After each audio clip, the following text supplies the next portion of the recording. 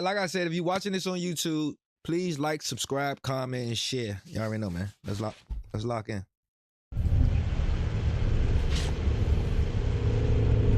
This is the mother of 43-year-old Crystal Krug. In a few seconds, she's going to find Crystal's lifeless body inside this very garage. Hello? I need to stay out, please.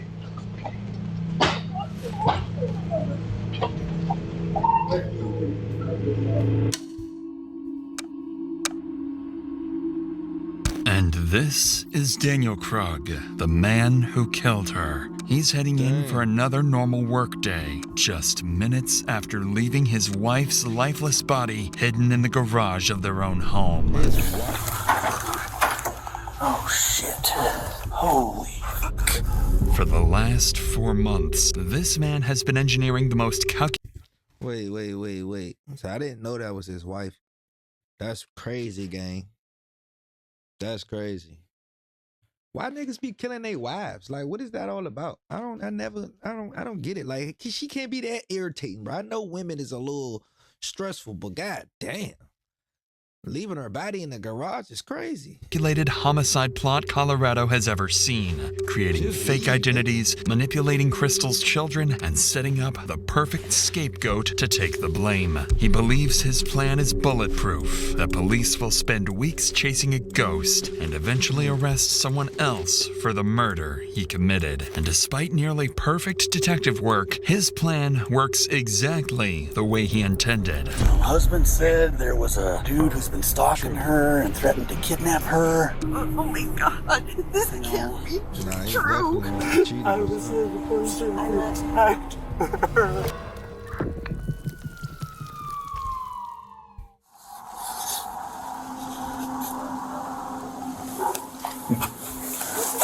Who's Steele? Officer Hendry. Yeah, nice to meet you. Good to meet you. Talk to Detective Mike, kind of have an idea what's going on. Yes. This is Crystal Krug, months before her murder. She lives here with her husband, Daniel Krug, and their 3 children. Both Crystal and her husband are well educated and seem to have built a comfortable life together with their kids. But behind closed doors, something dark is happening that will destroy this beautiful family. All because Crystal's been dealing with a stalker obsessed with her, sending her constant threats and claiming to watch her every move. This officer is here to check her car for GPS trackers or anything that could explain how this stalker keeps finding her. In reality, the stalker is much closer than anyone could have imagined.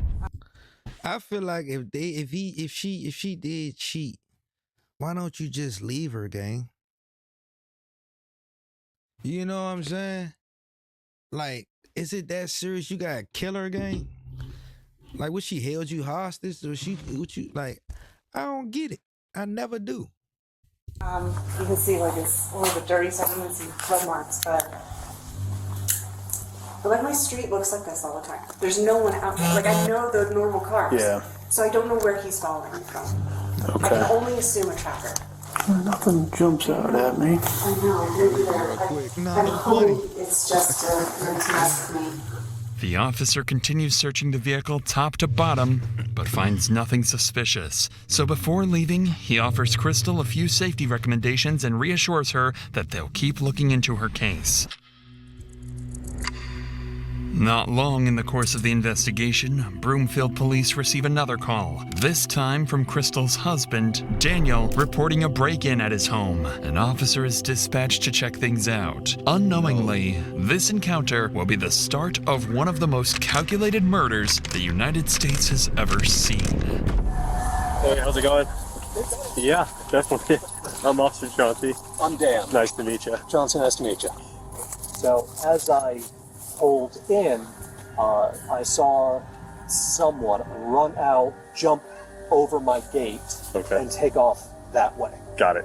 I didn't think to call you until my wife got home recently, and we realized the spare key that we keep in the garage isn't there. Okay. According to Daniel, the only thing that's gone is their spare house key. If someone stole that, it means they aren't done and might have plans to come back at some point. The officer advises Daniel to change their locks immediately, while police look into who this intruder might be. What no one realizes tonight is that this is no random incident. It's the opening move in a plan that's been forming for months. And this break-in is just step one.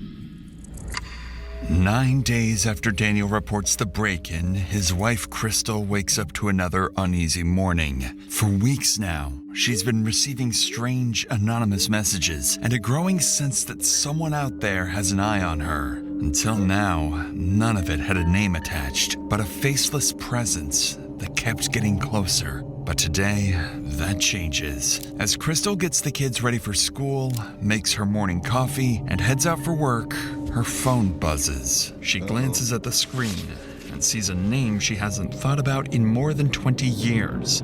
Jack Anthony Holland, a man she dated briefly as a teenager. The message is short, crude, completely out of nowhere. Hi, Crystal. It's Anthony. Hope it's okay I looked you up. I go to Boulder every few weeks and thought we could hook up. You game? At first, she didn't think much of it. The two last spoke years ago, and even then, he was harmless. So she ignores it and moves. I ain't gonna lie, to me, that's a weird message to me. Like, what? Like, that already sound like some AI shit, like some chat GPT message. Hello, how you doing? Would like to make a video. Nah, I don't like that. Shaking the officer's hand, like,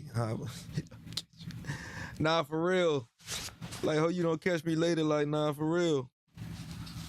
Like, I don't know what people be thinking, like, they be trying to outsmart the police. Like, man, look, they got 100 brains competing with your one brain. If they all get like 50 brains together and get in one room, somebody gonna put some puzzle piece together. You got one brain that you working with. You know what I'm saying? You can't outthink 100 people. I don't know what people be thinking unless you like real live, like a murderer. And like sometimes people don't get caught. You know what I'm saying? But if it's some type of like, you know, unalive situation, shoot, they gonna catch you eventually over time. Like, I don't care if it's 20 years past. I was watching a video last time I was watching the Jones. They caught the lady 41 years later. You know what I'm saying? Because the type of murder that it was crazy. You know what I'm saying? Burying and stuff like that. But it'd be OC. But let's lock in, chat. Moves on, but the next day, everything changes. Are you there? You should say yes when I offer pity. Whatever. I saw your pics. You got fat. You should yourself. Saw you at the dentist today. Your license plate expired. Gotta fix that. Suddenly, Crystal's fear becomes reality, and she begins living with the terrifying possibility that she's being watched. And now, she's certain. Anthony. That nigga said you gotta fix your license. It's expired. Oh yeah, he wildin'. Look at him. He look like a crazy man. Is the one who's been harassing her for weeks. She becomes hypervigilant, installs cameras around the home, dash cams in her car, and starts carrying a concealed handgun everywhere she goes. Right. By late October, Crystal's barely sleeping. She keeps a spreadsheet of her stalker log, documenting every message she gets. Then, almost a month later, a new email from Anthony confirms her worst fears. This your husband? Drives like slow old lady. He needs to drive safe. The email comes with an attached photo showing her husband Daniel at his workplace. Now the stalker isn't just targeting Crystal. He's coming after her family. Crystal realizes she can't handle this alone, so she hires a private investigator to track down Anthony's address. Ain't nothing in the email. It say this guy. Hey yo, this is some creepy shit. That's what I be trying to tell y'all. Watch your surroundings when you go out places. The MGM, I don't care where you at. U Street, K Street, Adams Morgan. I don't care. When you get in your car, make sure ain't nobody following you. Make sure ain't nobody looking at you from across the street. You gotta look around before you just hop in your car. But some people, they be all drunk. We're having a good time. Motherfucking serial killer right across the street looking at your ass like, let's see where she's going. Got your license plate already and all that. Like, you got to be careful out here. That's why you always got to watch your surroundings. Always look in your rearview mirror every 10 minutes just to see, make sure ain't no car been behind you for too long. You feel me? Like, you know what I'm saying? Free game. Addresses and digital history. Then, on Halloween night, she calls the police. So, how can I help you tonight? What's going on? Yeah, so I have an ex from a very long time ago who has occasionally found me on social media, and it's never been an issue until this month. So this month, I have received numerous text messages, and then today I got an email that is very threatening, and it escalated to the point that he took a recent picture of my husband at his work location. So the stalking is getting a little too aggressive at this point in time. Okay. So my last contact with this individual was 5 years ago, where I told him I was happily married. White people talk so funny. It's getting a little too aggressive. I would have been like, man, shit weird. You know what I'm saying? Talking about some a little too aggressive. But I love how they talk though. They so funny and like articulate. They be trying to be so, you know. I had no interest in what he kept contacting me. He kind of blew things up and then blocked me. I blocked him, haven't heard from him since. After explaining everything to the officer, she documents each detail and forwards the case to the department's investigative unit. Within hours, the file lands on the desk of Detective Andrew Martinez, a seasoned investigator who's worked some of Broomfield's toughest cases, including abductions and violent crimes. Martinez schedules a formal meeting with Crystal for the following week, hoping to get a clearer picture of what exactly is happening and who this Anthony really is. When she sits down with Martinez, the situation has already escalated far beyond what Crystal first reported. So, he saw, full pictures of my family, of my kids. I locked down my protocol real fast after this, because it was pretty alarming, right? Where he's like, we're meant to be together, and my family loves that we're talking. And I'm like, whoa, you think that we're, in a relationship? So I shut it down real hard. I said, this is really creepy for me. You need to stop. And he got, real emotional, and then blocked me. I'm like, good. And I blocked him, and and then I shut down Facebook entirely. The one development that I have, I did get the full-blown report from the PI. Problem, and you'll see this in this report, there are... I gotta shut her whole Facebook down. She ain't playing no games. I don't blame her though, man. It's kind of sad, man. I hate when women gotta go through crazy shit like this, some goofy ass niggas. Man, go live your life before you get your ass killed, Holmes. Tons of phone numbers associated with him. There are tons of addresses. He moves everywhere and between 3 different states. As Crystal walks the detective through her evidence, 2 details immediately stand out. First, her stalker isn't just texting her from random numbers. He's using multiple phone lines and different digital identities, finding ways to reach her even after she changes her information. Whoever this is, they're persistent, resourceful, and frighteningly determined. Second, her ex-boyfriend, Anthony Holland, is tied to several addresses and multiple phone numbers. Whether it's instability or an attempt to stay off the grid, it convinces Martinez that Crystal is dealing with someone who either doesn't want to be found or someone who's planning something far worse. With all of this in mind, Martinez wraps the interview with Crystal and begins the digital side of the investigation. He sends warrants to service providers, requesting phone records, email logs, and account information to track down the stalker. Unfortunately for Martinez, these companies will make a mistake that will soon prove deadly. While waiting for the digital evidence to come back, Martinez decides to follow up on something else. The garage break-in Daniel reported back in September when a stranger supposedly stole their spare house key. He brings Daniel in for a formal interview, wanting to know whether he's noticed anyone following him, but instead of clarifying things, Martinez is about to learn something far more unsettling about the Krug household. But before we get to that...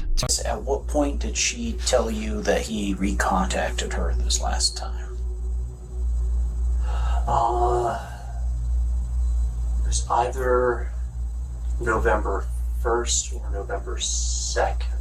It was after she had gotten a picture of me at work.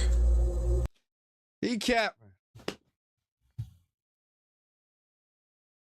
Well, no, he not capping because that's the husband, right? Oh, my bad. All right, let me lock in. That she brought me up to speed on. My bad, y'all. That.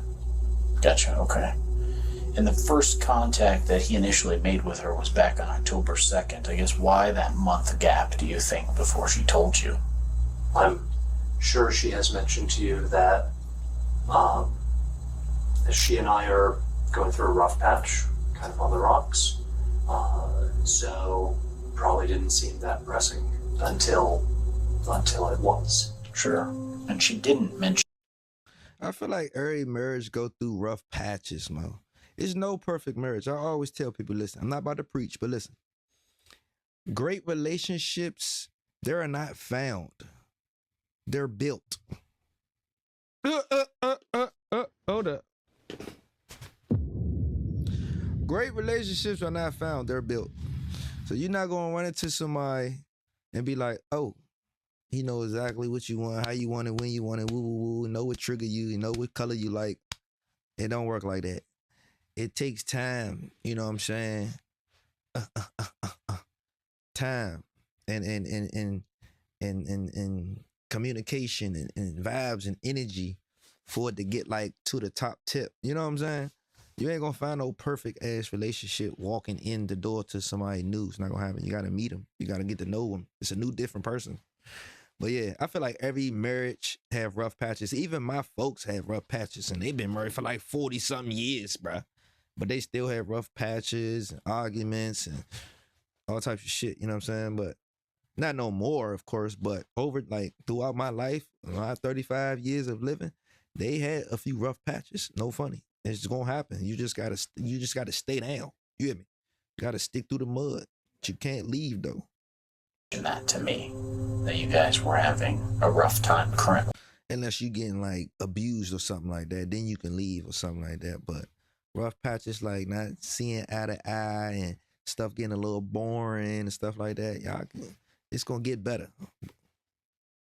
Are you guys in the process of separating, getting divorced, or working through things? You said Rick Ross called me? Yeah. To be determined. My brother Matthew is a cop, so I have a rasp steel baton. As I said, not right now, but otherwise it's on me all the time. I sleep with it next to me. And my niece, I bought Chloe. some additional security cameras for the house. Say hi. So what am I doing? I'm panicking. And I'm doing a shit job of protecting my wife. So I'm not doing good. Yeah, I can see that. So, with that being, I know that Christine, we put her car on a lift on Tuesday afternoon to see if there's any sort of GPS tracking or anything like that. We couldn't find anything on the car. If Anthony is watching you guys, it's going to be in person from a distance or nearby or however. So that poses an interesting issue in of itself. From Daniel's reactions, it's clear the stalking is taking a toll on him too. His wife is terrified, his family feels haunted, and he's struggling to understand how any of this is happening. Detective Martinez wraps up the interview, but something Daniel said lingers in the back of his mind. He revealed that he didn't know about the stalking for almost a month, not until Crystal finally showed him the email with the photo taken outside his workplace. So Martinez decides to look deeper into the family dynamic, and what he finds is concerning. He learns that the couple have been going through a rough patch recently. Nothing hostile or dangerous, but they were trying to work things out, doing what they believed was best for their kids and holding their family together the best they could.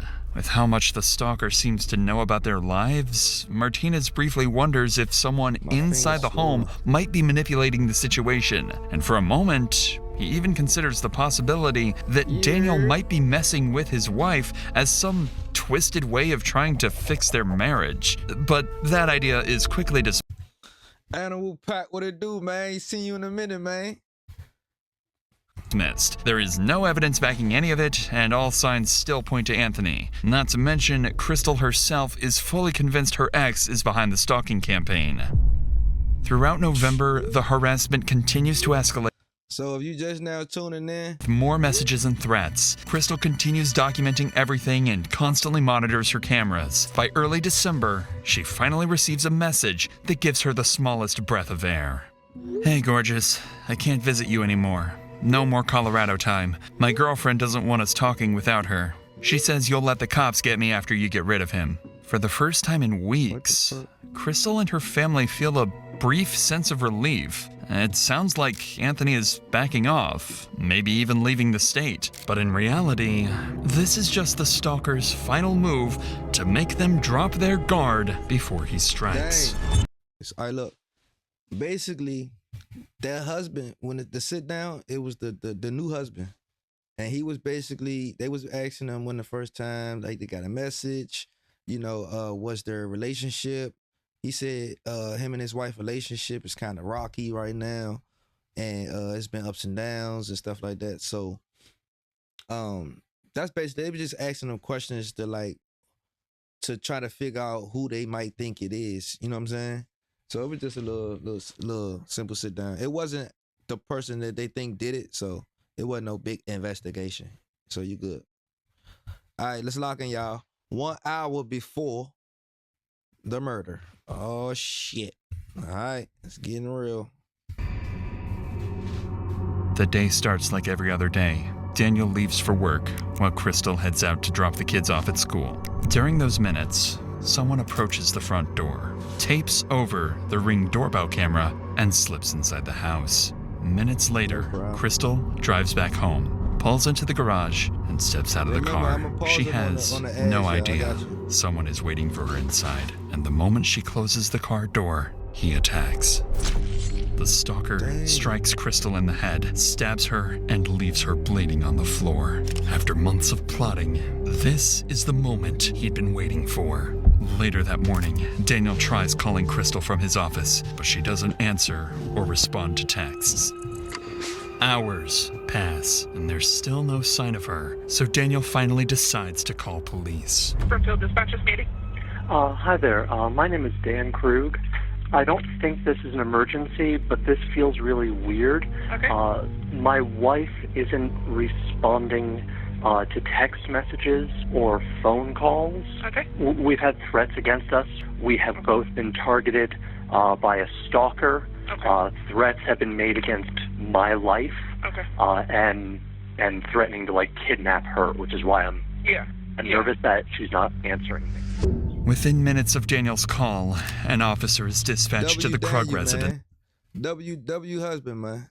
He got right to it. He like, oh, she ain't answering. Let me get to it. Like, he ain't waste no time. You know what I'm saying? He called the police right away. He just felt it, smelt something suspicious, and he called. W Daniel, man. To check on Crystal. At the same time, Daniel also calls Crystal's mother, asking her to go check on her daughter, sending her straight into the worst moment of her life.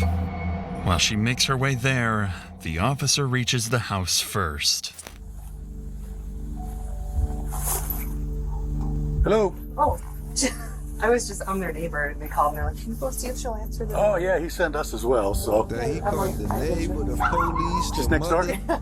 Okay. W Daniel. Alrighty, man. Appreciate it. That's what you do when somebody is little something, you feel something suspicious. The police, the neighbor, he called the mother. Shout out to Daniel, man.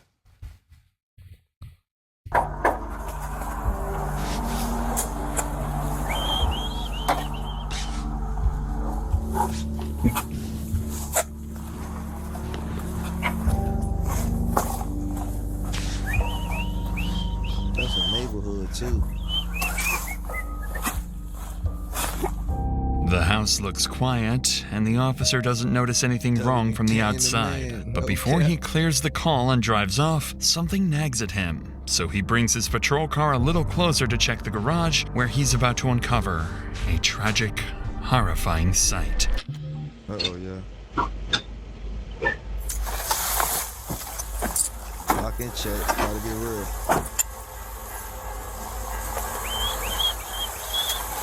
Oh. W husband for sure. the officer leans in for a closer look, he spots a body lying on the floor, motionless, with blood smeared across the wall. Oh, man. Oh, man. He like, oh, I gotta go. 151 send medical and 110. I need a force entry. I got a female down in the garage. Oh, man. Brookfield Police! Brookfield Police! Hey, he see the garage. He kicked that door open now and whipped out the dog. W police officer, man. W police. Oh, shit. Holy shit. The officer steps into the garage to find Crystal with what looks like a severe head injury, so he immediately begins performing CPR, working on her for several moments with no success before opening the garage door to give medics access. But instead of paramedics, someone else soon arrives. Oh, man. Garage is open now.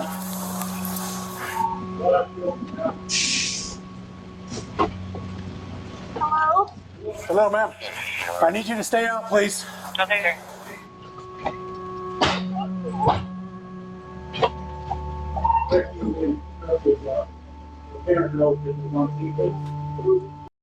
Hey, this just how I be thinking, right? I be on my movie shit. What if the husband did it? And he was the one sending the messages and the emails and all this crazy shit. You know what I'm saying? Well, what if it was him, y'all? Killed. We gonna see. We don't know. Cause she said she don't deleted her Facebook, deleted all his emails and all this, and he still find a way to get in contact. How? Tell me how. So I'm saying, you can't outfool me. That's why I ain't gonna never be no fed, cause I don't be, you know what I'm saying, on that. But I could be a detective if I wanted to, cause I be thinking outside the box. You know what I'm saying? No funny. Send the photo of him too. You know what I'm saying? Like, I don't know. That's just weird. He probably sent a photo to himself. What y'all think? Man, that could be to trick you. That's the spin your brain. He ain't do that shit. We don't know if he did it. They said they said somebody killed her. We don't know which dude killed her. They ain't say who. Tragically, as the garage door is lifted to get medics in, Crystal's mother catches a brief glimpse inside, just long enough to see an officer performing CPR on her daughter. Before she can process what she's seeing, another officer quickly arrives to shield her from this nightmare. Man, that's sad. Bam! I need you to come over here for a minute, okay? So we can work. I understand. I need you to come on over here, okay? Come on. I know. Do me a favor, go and sit inside so we can work on her, okay? So we can try to get her the help, okay? What's your name? Linda. Linda? Yeah. Okay. My name's Officer Zamora, okay? I'll come out here and I'll give you Poor Linda. Poor Linda. That's sad. some news as soon as I can. That's her daughter. I have no idea just yet, but I know that they're working on her. The officer in there has been working CPR on her, and I think she's doing okay, okay? Husband called. He did. He's the one that called us and let us know, okay? Go ahead, take a seat for a minute. I'll be right back here, okay? I need to tag out, man. She's got a head wound. I don't know if it's from falling or something else, but probably falling, but I don't know, man. It's a good one. I ain't gonna lie. If that was my mom, my mother would have been spazzing. I ain't gonna hold you. She would not be listening to us. She'd been kirking out, move out the way. That's my son. Move. She probably turned into the Hawk out there, John. I ain't gonna hold you. So the mother is actually like listening and cooperating and shit. My mother would have been out that joint swinging. No cap. Husband said there was a stalker threatening to kidnap her, so I don't know. No, she's unresponsive. Decent head wound. Where we have more room at the My mother ain't playing about us, bro. She got While all medics sons, continue too. working on Crystal inside the garage, an My officer mother got all sons, bro. She ain't got no daughters. She got all sons, bro. She crazy, bro. Like she crazier than us. No bullshit. Like she tried to kill somebody for us, bro. It's crazy. Like she real overprotective because we like boys, you know what I'm saying? So we like real locked in with her, and we'd kill somebody for her. So it's like, yeah, she crazy about us though. She don't play about her boys at all. Officer stands outside reassuring a distressed woman who's just arrived, unaware that this is Crystal's mother. She's shaken and terrified by the horrors she witnessed inside the garage. Linda would later learn that none of this was random, and finding her daughter like this was always part of a twisted plan. Back inside the garage, medics keep working, still trying to revive Crystal, not yet aware of the fatal wound hidden beneath her clothing. Guys, you see anything other than a fall type of wound? What's that? Gash on the chest. Oh, shit. Oh, shit. Yeah, that's a stab wound there. That's right, Dang, he stabbed her. Damn it. Yeah, I'm gonna get it. The dispatch could tell us. The husband called in to check on her. I don't know right now, but dispatch should have it. So we have a visible stab wound, you guys? Yes. Right above her heart. Okay, then we are asystolic. Yes, I think the husband called from work though, didn't he? So he couldn't have probably did it though. No funny, because I think the husband called from work because she wasn't answering the phone. It ain't like he was at the house and he just left. And then it was like, oh, you know, I think he was already gone and she wasn't answering the phone. Yep. Jermaine, are you good with this, or are you? How recent is this trauma? Because if this is Husband said he couldn't reach her for transport. We don't know if it's within 10 minutes, man. Okay, then, Yeah. Husband has not been able to reach her by any means for a few hours. For a few hours. Yeah. Stab wound to the chest. Let Henry know that. Medics work for only a few minutes before realizing there's nothing more they can do. Beside Crystal's body, tucked inside her purse, the officer notices a handgun she never even had time to reach for. With the immediate area secure, officers spread out throughout the house. Poor girl, she had the strap. Oh, dang, baby, how you get stabbed and you? That nigga was stabbing me, boy. I would have whipped that joint out so bad and hit that nigga with the whole clip. Bang, bang, bang, bang, bang, bang, bang, bang, bang. Like, no bullshit. Like, what? Dang, Shorty ain't even get to use the dog. Like, if I seen him, soon as I saw him, you already thinking it's your ex-husband anyway. So as soon as you saw him in the garage, or y'all was in the garage, I would have whipped that. I would have had that joint out right here. Like, what's up? Like, I just got this for safety. I would have showed that nigga that I got that joint on me. Like, you probably was in the garage talking to him. He's like, man, let me have a conversation with you. She probably was like, oh, okay. Like, nah. Bag the fuck up, Holmes. Get out. Matter of fact, talk to me on the porch, nigga. Get out my house. Like something. Like she should have been on it. And she already knew she getting stalked and emails and threats. Man, that junk would have been out straight like that, talking to him like this. So, you know, I tried to be nice to you, but you ain't listening. So you want to do... I would have been playing with him. I'm not doing none of that. Come on, she got the gun in the...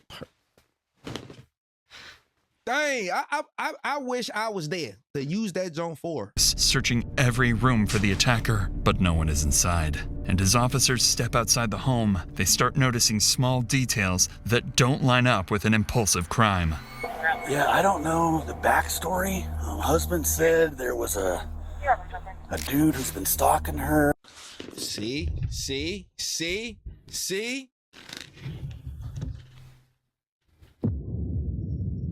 What I tell y'all? I told y'all. I think it's something else. It's something else fishy.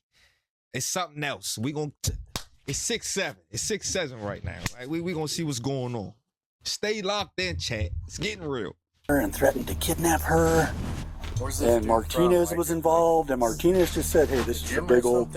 I don't know, dude. I don't know the history on that part. Martinez does, though, and he said he's coming in. So, other than that, we're just kind of securing the scene and waiting for detectives, you know? Yeah, see what they need. I kicked that, yeah. That's interesting. Yeah, that is very interesting. Almost like dude might have stuck around from this way and... I wonder if maybe the door was unlocked. That's how he got in. And then locked it. That's my question. How did he even get in, bruh? Did she let him in the house? That's what I need to know. How did he even get in to kill her in the garage? That's what I'm trying to figure out. Lock in, chat. We gonna see what's going on. You know what, dude? You know what? I don't know. I kicked it and it went pretty easy. So I'm gonna say no. Bro, short explanation. 6'7" is a song made by this guy named Skrilla that's from Philly. If you look up Skrilla, Skrilla,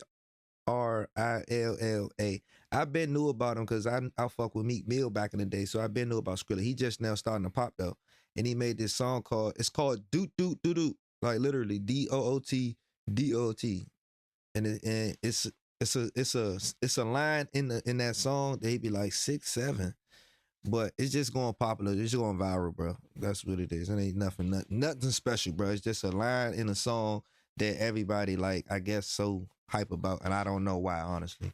I just used it because that's what's going viral right now. All right, lock in, chat. Let's get it. No, it wasn't deadbolted. It was just handle was locked. I saw her, came around, booted it. Officers quickly confirmed the door was unlocked, and a strip of blue tape had been placed over the Ring doorbell camera. Whoever did this clearly planned it and came prepared. As police continue searching the scene, more family members begin arriving one by one, each of them unknowingly walking into the worst moment of their lives, while officers prepare to deliver the news no family ever wants to hear. They revive her? I don't know anything. They knew something was going on. They put the tape over the Ring camera and all that, bro. Like, this was completely planned out. Just yet, ma'am. I don't know anything just yet. Are you... So no, she's her mom. She's a family friend. Family friend? Family friend from the You locked in, bro. We asked her to come knock on the door. Okay. Is her husband almost here? Is he? Is she gone? We want to give you guys all the information all together. Yep, okay. pretty much. We don't want to have to repeat the information over and over for you guys to continue anything, so... He said he was on. What did he do to her? No. They won't say. They won't say. Dang, Chris, the girl father, what did he do to her? I know he ready to smoke some iron. I'm trying to figure it out. Oh my gosh.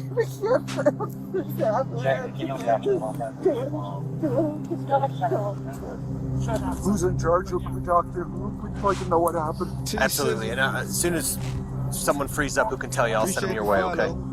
Our son's on his way.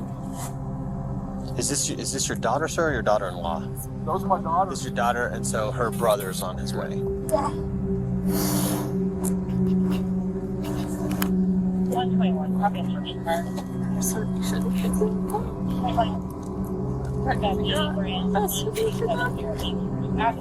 With Crystal's father and brother now at the scene, the weight of what's happened settles over the family, and it grows heavier by the minute. The only person missing is Crystal's husband, Daniel, the man who feared he wouldn't be able to protect her for weeks. Now he's on his way to find out those fears have come true.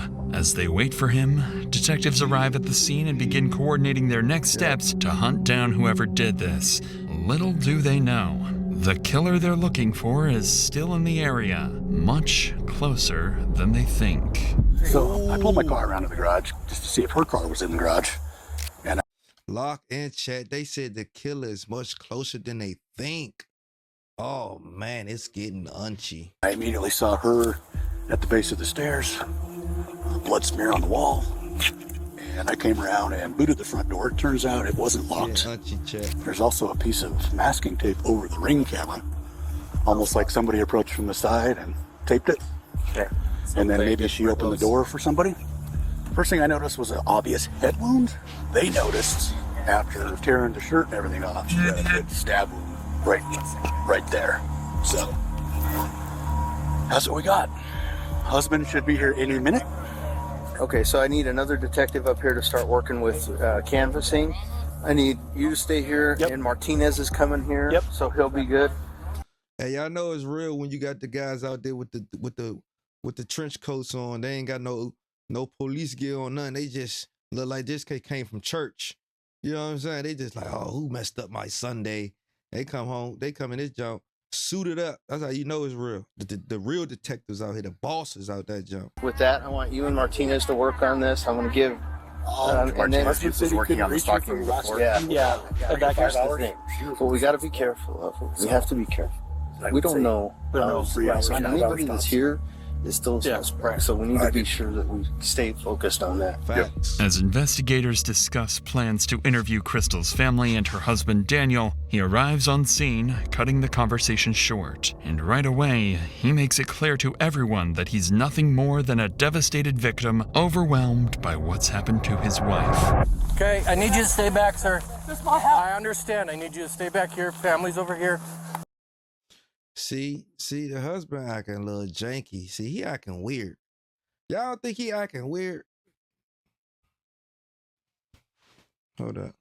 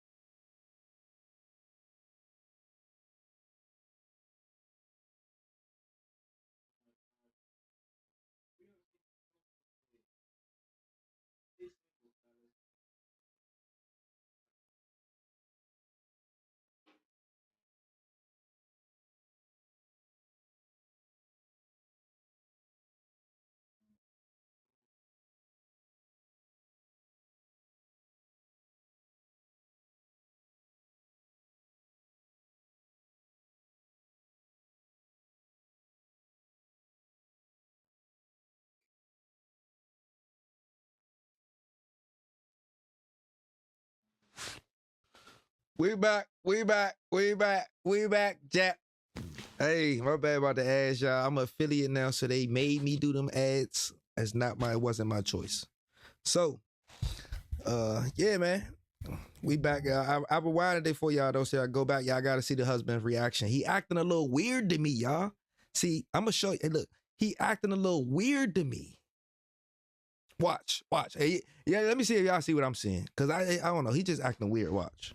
Noticed after tearing the shirt and everything off, she had a good stab wound right there. So that's what we got.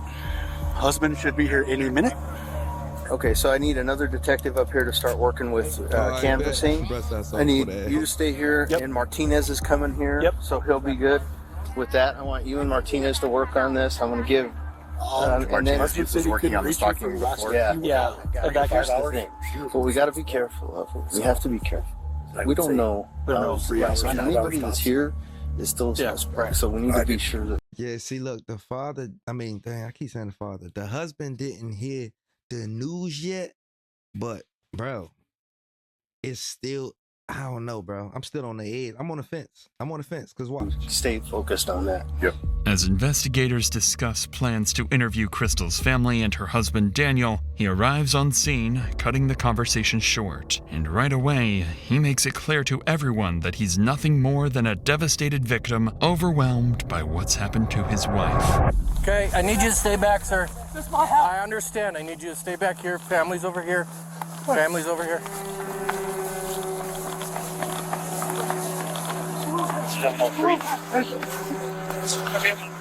Don't worry. That was Trish's husband.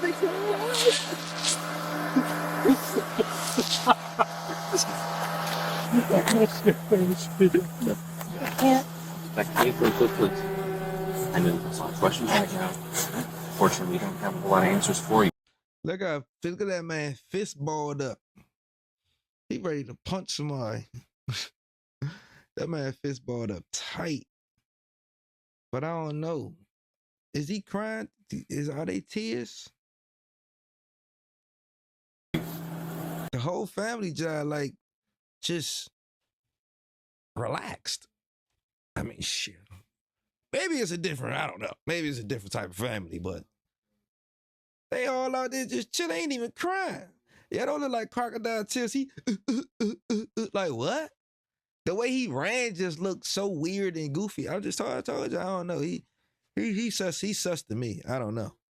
He's innocent until proven guilty, but I still think he throwing me off because we ain't even seen the ex yet. We ain't even seen the ex-husband. Ex-husband ain't nowhere to be found. You know what I'm saying? I don't know, y'all. Let's see. Know what you want to do right now. You can have Together, so let you guys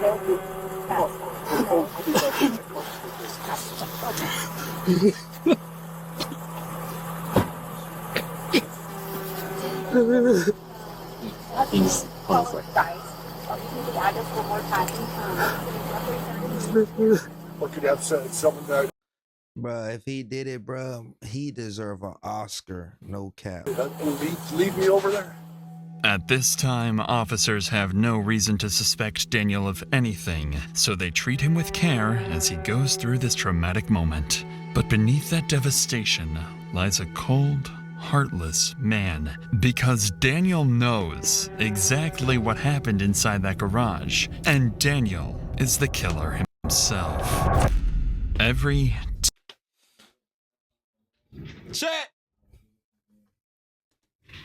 What did I tell you? I told y'all, bro. I be knowing this shit. Talk about ex-husband, nigga. Throw me off. I told you he was the one that was sending the emails and all that, bro. Man, you can't fool me. I do this shit. Tear and shaking breath is part of his act, one he will continue selling to police and Crystal's family standing just a few feet away. Crocodile tear.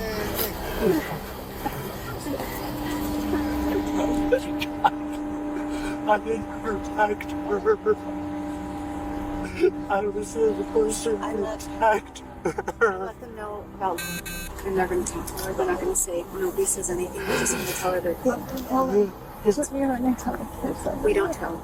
This is a family matter. We're just going to figure out a reunification. I didn't protect We'll take care of her. Just make sure that transportation. That's what I'm saying. I think he did all that. Yeah, I think he did all that, left work, and then came back and did it. Well, he did it before he went to work, and then he was at work for probably 2 hours, and then called and act like, yo, I can't, my wife not responding, blah, blah, blah, blah. So he could have did it before he went to work. You know what I'm saying? Could have did it before he went to work. Boom. When he got to work, he waited for an hour or two, then called him like, oh, I can't get in contact with her. But I faked like he was at work the whole time. Nah, bro, we ain't going for that shit. As this tragedy unfolds, Crystal's mother embraces Daniel, trying to comfort him, having no idea the man she's holding is the one who murdered her daughter. Unfortunately for officers, the hardest part of the job still isn't over. As the family grieves outside the home, bro, imagine you hugging the killer of your daughter, thinking that he's an innocent man. Bro. She's literally consoling this nigga. That's crazy. A detective is sent to the school to pick up Crystal's children, who still have no idea what happened to their mother. When the detective finds Crystal's eldest daughter, she's already shaken. She's been watching the live camera feed on her phone and saw enough to know something terrible happened. But what she tells the detective next is what truly alarms her. Her mother's stalker has been hinting at something far darker recently, and he might have deadly plans for the rest of the family. My phone notified me of my house cameras going off. There was police at my house and an ambulance, and there was a stretcher. Exactly. I couldn't bring myself. I told you it was just a story to build you up, to throw you off. You right. Exactly. They wasn't trying, they gonna throw me off. I already knew it was I felt it. It's just like, I don't know. I hate when people be trying to throw in extra people. I'll be like, I don't know. And then what I'm telling you, what really made me catch it, I caught it. He said she been deleting the messages. I mean, she deleted her whole Facebook, all emails and all that, and he still find a way to like get her and get in contact with her to send her shit. That's what I already knew. I said, ain't nobody doing all that. Like, I mean, if you do, you like you said, you got to be very persistent to do some shit like that, to go that far, like to do some shit like that. I mean, they got people out here like that, but it was just the messages just was off and everything. Like, I don't know, it was throwing me off. I'm telling you, I felt it. I felt the energy. I call my mom. Through the motherfucking computer. My dad picks up and he's crying. They're probably about 7 minutes away. Okay. I'm not gonna lie, something happened, okay? That's why you're here, okay? You know what's going on? I do, but I can't. I'm not gonna tell you, okay? Because we're still actively investigating what's going on out there. So I don't want to give you wrong information. That's the last thing I want to do, okay? What has been going on at home? So this dude has been threatening my mom, stalking her. Taking photos of my dad, saying that he's going to kill him. That nigga took the photo and everything. I forgot about the photo. This dude crazy. Who do we know who this person is? One of her ex. I don't know his name. Like an ex-boyfriend or? Yeah. Okay. And they broke up a while ago. They ended it as friends. So this has all come to a really big shock to her. Try blaming on my man. And then so he's been contacting her from different numbers, sending pictures of my dad, saying he's gonna kill them. He hasn't mentioned anything about me and my siblings yet, which is good. He's like, he posted something to a website, trying to recruit guys to like help him with whatever plan he's doing. And then he's like, how did you guys learn about that? He's been contacting my mom through all of this, so my mom has contacted the police, and she has like a whole bunch of people on the case. But the thing is, he's making it sound like she's helping him, and she's not. And so, helping him like try to kill your dad? Yeah, and so like we're afraid that the police are gonna turn on us. Okay. And so she's been trying to protect herself. What Crystal's daughter reveals isn't just alarming, it's sickening. Because exactly, the daughter just said some crucial shit. Yeah, that's what I said. The ex must be invisible. Like, how the fuck the ex get in the goddamn house? Was she gonna let the ex in the house? I don't think as a wife you would let your ex-husband in the house. Unless she on some wild cheating shit, but I don't think she was on that. I think the real husband, the new husband did it, clearly. But yeah, like, I already know, like, how you even get in the house? That's why the pistol wasn't drawn, y'all. Oh my gosh, it makes sense now. You hear me?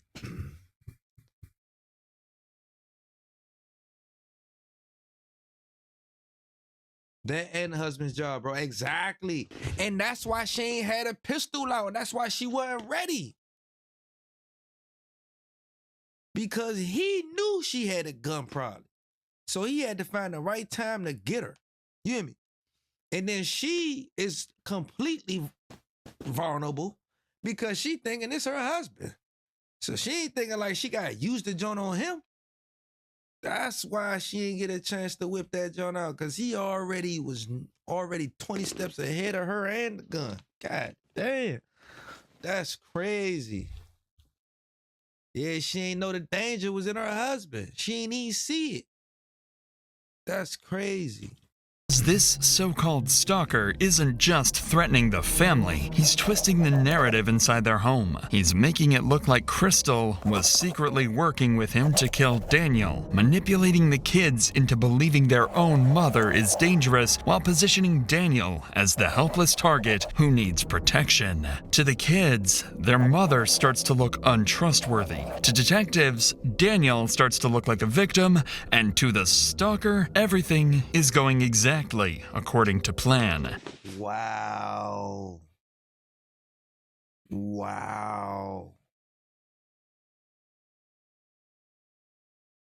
That nigga Daniel's crazy.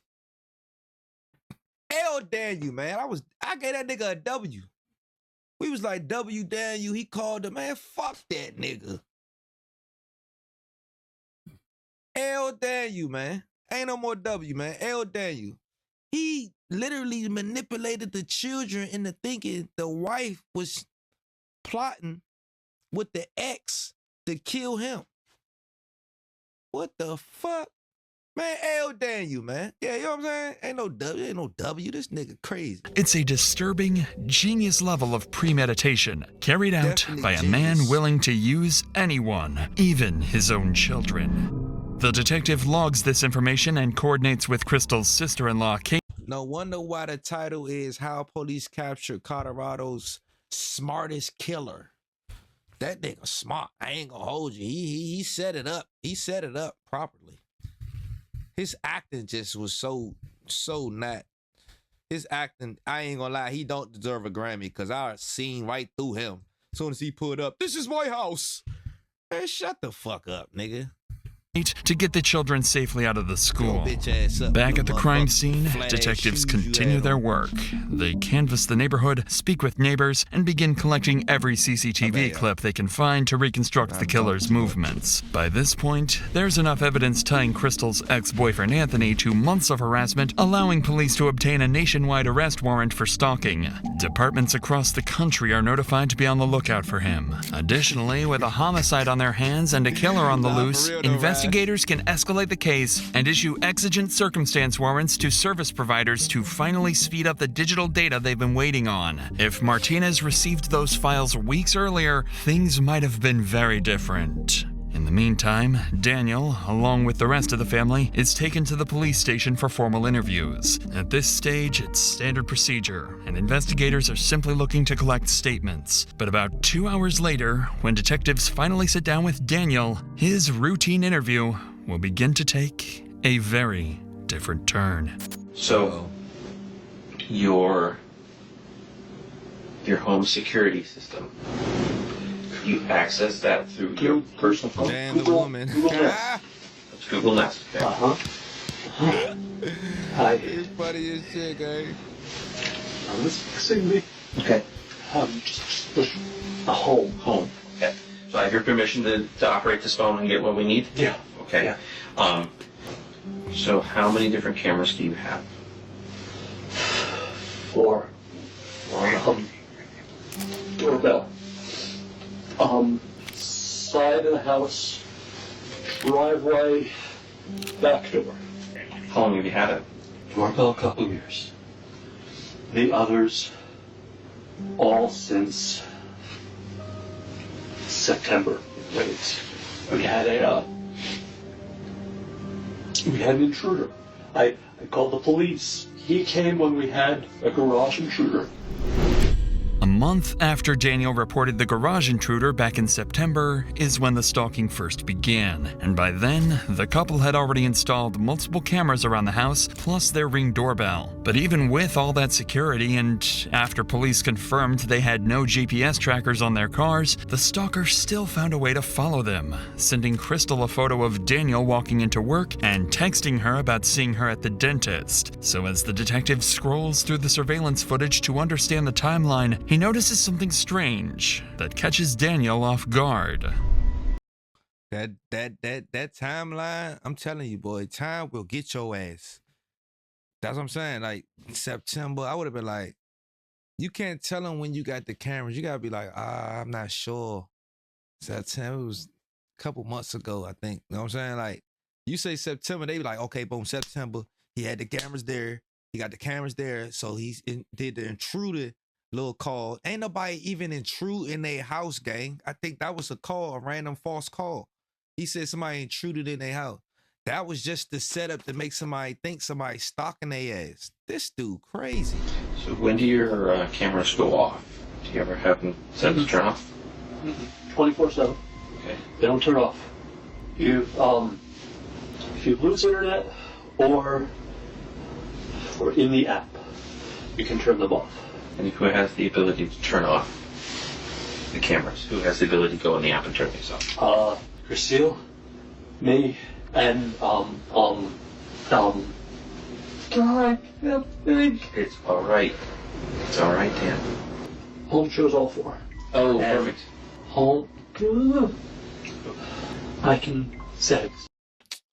Boy, stop the faking. All the like he not doing good acting. Like just relax, nigga. You look dumb. Settings. Okay. Oh, just us. Just us. Okay. The detective's question here isn't by chance. It's prompted by something peculiar he noticed on the surveillance app. All of the home's cameras shut off at 8:15 a.m. and they stay off until 10:15 a.m. Only the camera pointed outside the garage remains active during that entire 2-hour window. This instantly narrows the murder time frame to those 2 hours. Just told you, boy, that time gonna get you every time. And then you set up the cameras. That's where you bullshitted at. You shouldn't have got no cameras, because now they get surveillance. Now they see if the cameras got cut on or off. Shit like that. If you had no cameras, they couldn't tell nothing. Cameras always tell every fucking thing. That's one thing I like about cameras, and I'm in this field of production and film. Bruh, cameras don't fucking lie, bruh. If them bitches get cut off, they gonna show that they got cut the fuck off. Somebody walk past that motherfucker, they gonna see somebody walk past that motherfucker. The camera do not fucking lie. Ain't no fucking ghost walking past the damn cameras. Like, this shit crazy, y'all. We locked in though. Lock in, chat. It's getting real. Look at him. He's scared. He looks scared. He trying to think so hard about his fucking story. Just then, Martinez finally arrives at the interview room. He's the lead detective who's been handling Crystal's stalking case for months, and now that case has become something far worse. He sits down with her devastated husband, feeling the weight of the loss they both couldn't prevent. They didn't save Crystal, they couldn't protect her, and now they're here, mourning her loss, trying to piece together what happened. I've had to protect her. It's not your fault. I was supposed to protect her. It's not your fault. This nigga killing me, y'all. I'm sorry I didn't answer. I actually wasn't in today.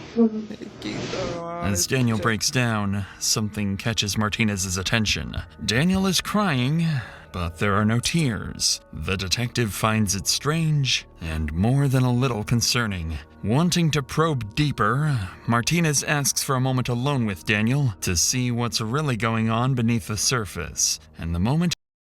Didn't I tell him, stop trying to fake fucking cry? I ain't even trying to I ain't trying to help him get off. And I'm just saying, like, bro, if you're going to do this shit, know what the fuck you doing. You look stupid over here, and there's no tears coming down your fucking eyes, bro. So just talk regular. Just be like, you know what I'm saying? Ooh, you know what I'm saying? Like, act like you over it now. You still over there trying to fake them out with the crying shit, and you're not even crying. Like, if I did the shit, I would not be sitting here and there's no tears. I look dumb as shit. You telling on yourself, nigga. You don't even gotta do all that. Just sit there and talk to him, tell him the story, get the fuck on. You over there, all this. You overriding it. You overacting, bro. It's not working. It's not working. That nigga look like the dude on Blue's Clues too. Goofy ass nigga.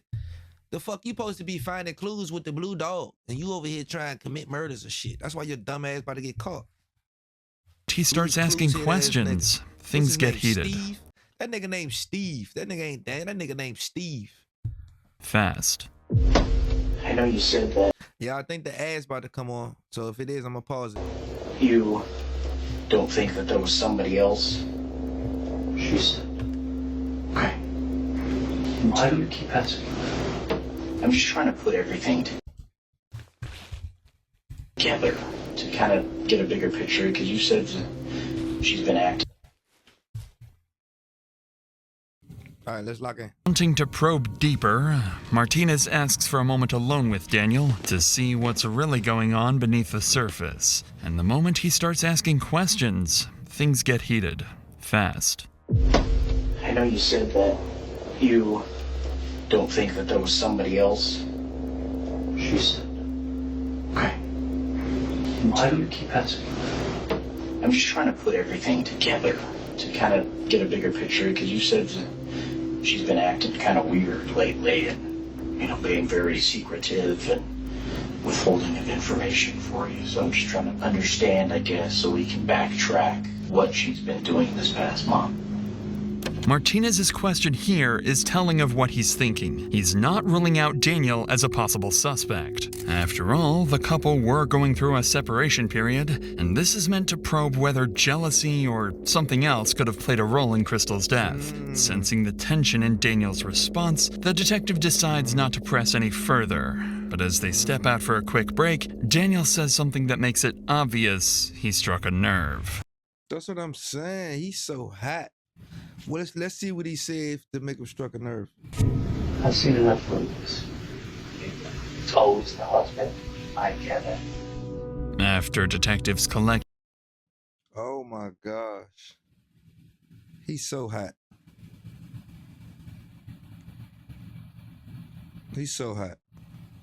This nigga said, I've seen enough movies. It's always the husband. The husband always get blamed or some shit like that. Whatever the case might be, you hot, you talking too much, and why you keep asking me that? Because you ain't think they was gonna be on your ass, and you thought you outsmarted them on that crying and shit you was doing, and that shit ain't work. Let's lock in, chat. The initial information from Daniel, his children finally arrive at the police department. They still don't know what happened to their mother, only that something is very, very wrong. Daniel is notified of their arrival and given a choice. Should he be the one to tell them, or leave it to officers and Crystal's family? Instead of letting someone else deliver the news, Daniel insists on telling them himself. A decision that appears compassionate on the surface, but underneath, it's a way for him to control the narrative and shape how his children see him, even in a moment of tragedy. Following this, investigators sit down with Crystal's family to begin their interviews, and this is where things start to take a concerning turn. Up until now, the case seems straightforward. Crystal has a stalker, her ex-boyfriend Anthony. That stalker killed her. Find Anthony, and you find Crystal's killer. Nah, man, I be trying to blame it on Anthony, man. That nigga living his life. He living his best life. He happy for his ex wife with your ass. He try to blame it on Anthony. Anthony minding his damn business. But once detectives start speaking to Crystal's parents, brother, and sister-in-law, things become far more complicated. And what they learn next will force them to reconsider everything they think they know about Crystal, her marriage, and even her stalker. So your understanding, I guess, of it's the ex-husband who's been kind of... It's not about husband, it's an ex-boyfriend. Ex-boyfriend. From when she was 18 years old. Okay, gotcha. Can you think of any, I guess, It's an ex-boyfriend when she was 18. This nigga capping. Daniel was capping. He said it was her ex-husband. Even if it is an ex-boyfriend, it was when she was 18, y'all. That boy on moved on. He probably got 4 kids by another girl and all types of shit. It's crazy. Has he reached out to you? Have you seen any? No, he's never contacted me. I know Restoration told me that he had messaged her again 2 days ago or so. Let her know that he was ready to come back, and so she can go ahead and offer her husband now. Make it look a little like she was in on this whole deal with killing her husband, I guess. Do you think there's anything doesn't feel right, doesn't seem right, something that, I don't know, you just feel like might be important to our investigation? I don't know, like, I know that Christine was, like, very concerned and worried about this guy, and I just always felt like it was, like, there was something weird about it, like, but I can't put my finger on it. It just, I feel like she had said that it was, like, this Anthony guy, that it seemed very different than past behavior in him, like that he was never sexual in the past, and that these were like very like hypersexual things. And so I think even at one point she was like questioning whether it was actually him. I don't know if you necessarily know anything any more about that, but they just also just kind of mentioned you guys are kind of close, and just see if maybe some sort of insight on that at all. Insight on their marriage. See, the girl that got unalive, she was on it. Cause she felt it too. She like, this nigga talking all sexual and shit, like my ex wasn't even on that type shit. You know what I'm saying? So like she's putting that to like he don't even talk like this type shit. Like it's crazy, bro. Or just, was there issues going on? Were they having problems? Was there, kind of anything that was kind of... She had shared with me that they had separated. Okay. But we're still living together a year ago. And I had asked her if she, over text, if she had, if she believed that it was Anthony. But she didn't believe, at the time that I was asking her, that it was anybody but Anthony. She was fully convinced that it was Anthony. Okay. My mom has always been, like, suspicious, and I just, like, don't know where that comes from. Okay. Can you elaborate on that? Like, suspicious how, or... My mom? Yeah. Suspicious. I don't know, because she... It's like the difficulty finding Anthony. Like, why is it so hard to find Anthony? Why can't there, cell phone records or IP stuff? So my mom had that frustration, and so I think her mind starts to wander towards like conspiracy type things, right? Of like, oh, maybe it's the husband, or maybe it's Dan, and I don't know. I don't see it there just because I don't know. Dan just seems so incapable of doing something like that to me. Why do you say that? Just, I don't know. I talked to him, and him and I just hung out and talked for like 2 hours. And he was like very concerned about like getting his family together and talking about being vigilant but not paranoid. Even though Crystal's brother Lars sounds skeptical of his mother's suspicions, she isn't exactly wrong, as, on the surface, it makes no sense that Anthony couldn't be tracked down for months. Lars would also go on to explain that Crystal and Daniel saw their marriage very differently. Crystal wanted out, Daniel didn't, and the family seemed to view their relationship as dysfunctional but not violent. But listening to these statements, one thing becomes very clear. Every family member felt that something about the stalker was off. There was a shared intuition they couldn't quite articulate. And when detectives sit down with Crystal's mother, she makes that suspicion very clear. I know you said, and I kind of learned on seeing that she was married, had 3 children. Her life was hell when she left Munson last year. Her husband and her were not in good terms. He was in complete denial.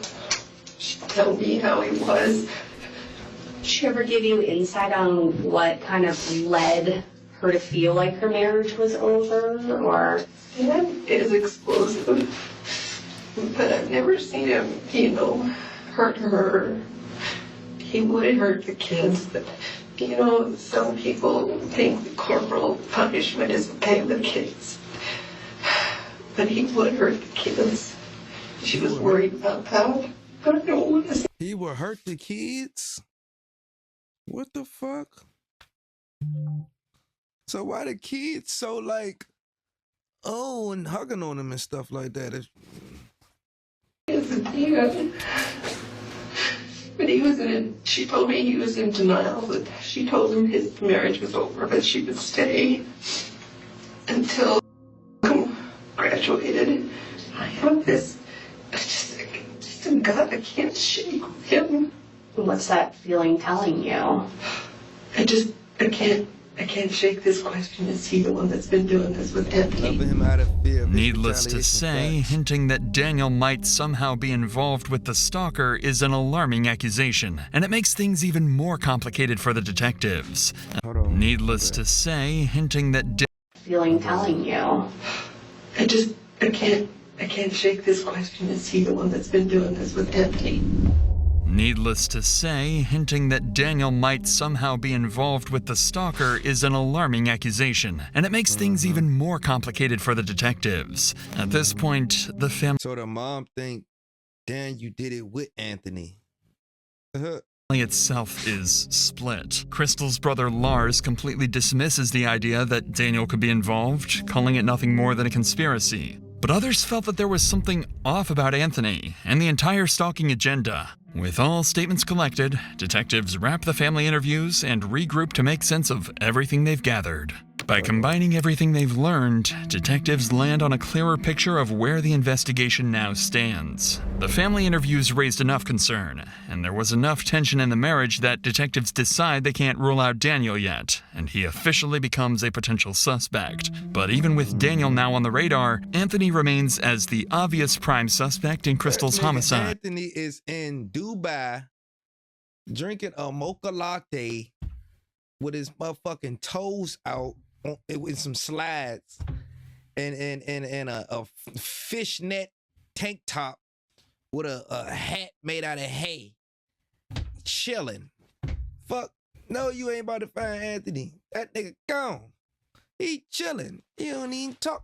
Like, he on vacation. Leave Anthony alone. His threats and weeks-long stalking campaign still place him at the center of the investigation. With that in mind, detectives know their next move. It's time to find Anthony. At around 3 p.m. that afternoon, police finally get their first real break in months. After digging through everything they have on Anthony Holland, investigators land on a possible address in Utah. Because they can't reach him themselves, Broomfield detectives coordinate with Utah County Sheriff's Office, sharing his name, photo, and the address where he's believed to be staying. Up until now, Anthony has only existed as a name in emails and threats, a distant figure who no one has actually seen. So when officers finally get a hit on his location, it becomes the first real chance.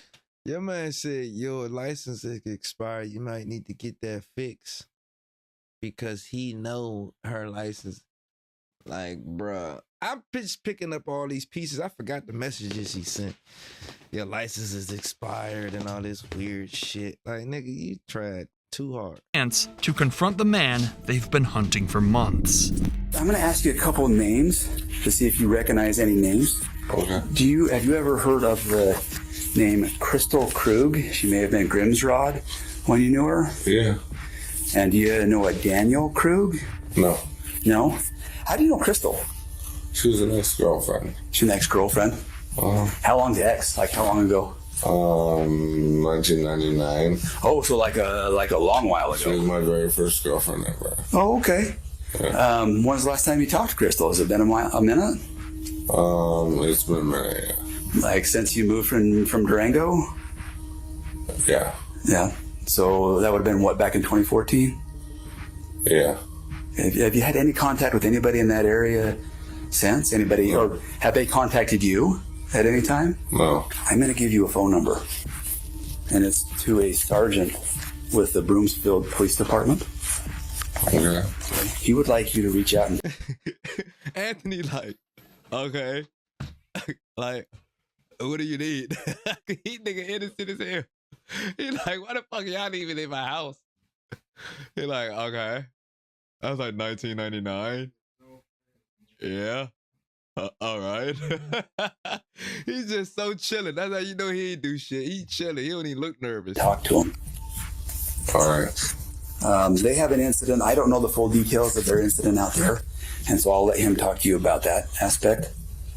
He had asked us to come out here to your house and talk with you. They were debating on, you do have an active warrant out of Broomfield Police Department and they were debating on if they were going to have us arrest you or not. They are not going to have us arrest you on it. I'm going to advise you of the fact that you do have a warrant out of Colorado, and you can talk to this sergeant about the details of it, if that makes sense. As officers speak with Anthony, he appears intoxicated and confused. He probably is busted. After being briefed on the situation, he gives his timeline, insisting he never left Utah and spent the morning with family nowhere near Colorado. Once they collect Anthony's statement, Utah officers leave to begin verifying every part of his story. In the meantime, detectives back in Colorado regroup to reassess the investigation. With Anthony still denying involvement, Detective Martinez turns back to the one angle he hasn't fully explored yet: Crystal's husband, Daniel. Since he never ruled out jealousy or affairs as a possible motive, he decides to dig deeper into Daniel's past. And that's when he stumbles onto something interesting and very unsettling.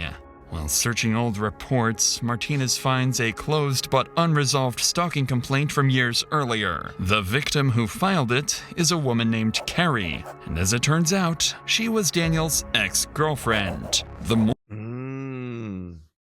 See them skeletons coming out that closet. See, you can't forget about your past. You know what I'm saying? You probably ain't even think, oh, my ex-girlfriend, they're going to get in contact with her, and she going to say that he was stalking me. Or like he got to foul out. He ain't even think that far. Like, damn, my ex-girlfriend, y'all, like, got a stalking little John out. So if I say it's stalking, it's going to look like it's me. Because I've been stalking before. I ain't even think that out. He ain't even think that out. He's just a dumbass stalker. The more Martinez reviews, the more disturbing the pattern becomes. The report claims she was stalked for weeks by an obsessed man who impersonated multiple people, manipulating her through fake identities. Detectives quickly locate Carrie and bring her in for an interview. When they sit down with her, they uncover a story so disturbingly similar to Crystal's, it opens up an entirely new theory. I think it was, like I said, a couple months I broke up with him a couple months into my freshman year. He... See, they asking other people, getting his background and shit like that. That's why you got to be careful, because you don't even know what you did to people in the past, bro. They come out and blitz your ass. Now she about to tell a bunch of shit, lock and check. He was pretty emotional, I would say.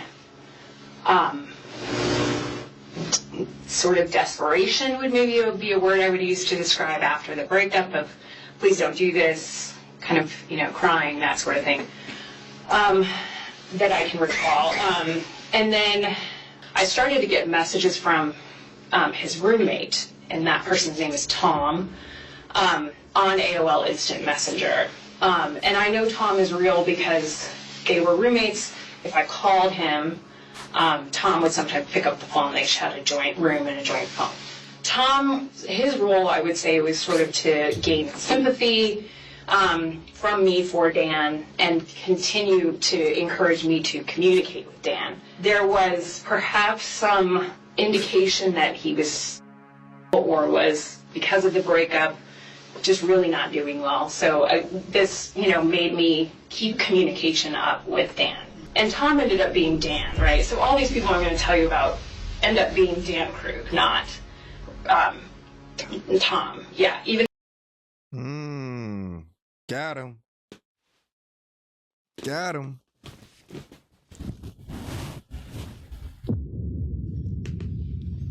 Got him, chat. That right there, it already seals the deal. Even though we knew it was him anyway.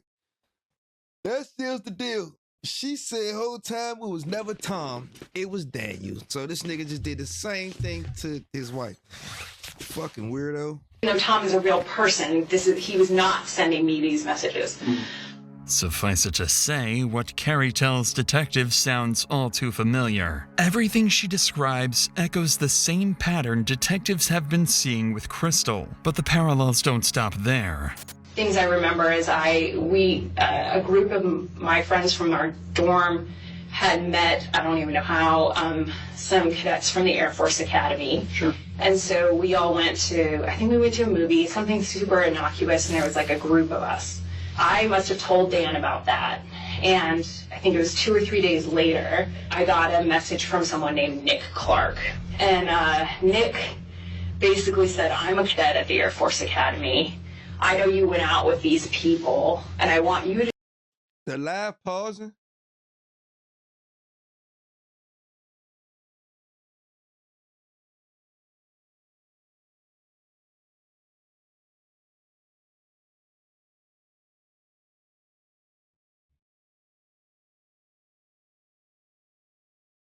Oh, it's your phone. I'm about to say, bro, because I'm looking at my live right here. It ain't really pausing for me. Dang, Brody.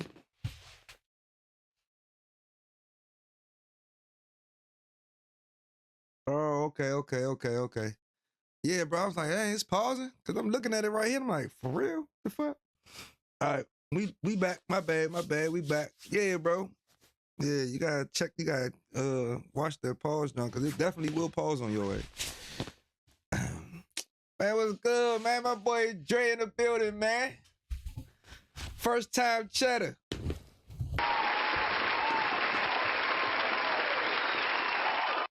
Shout out to you, gang. Appreciate you. To know that he came back, or these people came back and said that you slept with him. So now there's this rumor going around the whole academy that you're an easy target kind of thing. And Nick, I think, served the purpose of sabotaging anyone I was meeting if they were associated with the Air Force Academy. Of course, the person that I met and went to the movies with was like, I want nothing to do with you, you weirdo. And so shortly, I don't know, a while after that, I started actually more seriously dating Air Force cadet named Mark Hansen. Then, of course, Nick Clark made a reappearance, and I was getting pretty consistent messages from him. And so he said, you know, we need to find out who's doing this. And he got me a meeting with the Office of Special Investigations at the Air Force Academy. I sat with them, and they kind of laid the emails out on the table, and they said, we've had like a forensic psychologist, sort of professional, look at all these emails, and it's Dan, is what they said. Carrie would go on to explain that despite their suspicions, there was never enough evidence tying Daniel back to the messages she received then. Everything had been sent from a public library, and because of that, her accusations remained just that, suspicions. But even without proof, the similarities between the two women's experiences are impossible to ignore. And for the first time, detectives begin considering a fourth possibility they never imagined. What if Daniel has been playing everyone? What if he's been impersonating Anthony? What if he's always been the architect behind the entire stalking campaign? Pretty much. Detective Martinez receives the intel from Carrie's interview, and with that, Daniel officially becomes an equal prime suspect alongside Anthony. At this point, the only thing that can give them a definitive answer is the digital evidence. So while they wait for that, Martinez receives something he can work with immediately: the full set of surveillance footage collected from the neighborhood and Daniel's workplace. Investigators sit down and begin reconstructing the full picture of what happened before Crystal was killed. They probably got Shortly before 8 a.m., Crystal arrives home after dropping off the kids. She pulls into the garage, closes the door, and everything looks normal. Lock in, y'all. This is the story right here. They take that phone to the toilet. No funny. Hey, this is the story, y'all. Lock in. We about to see what happened. Minutes later, at 8:15 a.m., the entire security system goes offline. Every camera except the outside garage camera is taken down for the next 2 hours. At 8:25 a.m., that lone camera records something deeply concerning. Daniel leaves the house to go to work later than he normally does, and shortly after the time medical examiners believe Crystal was killed.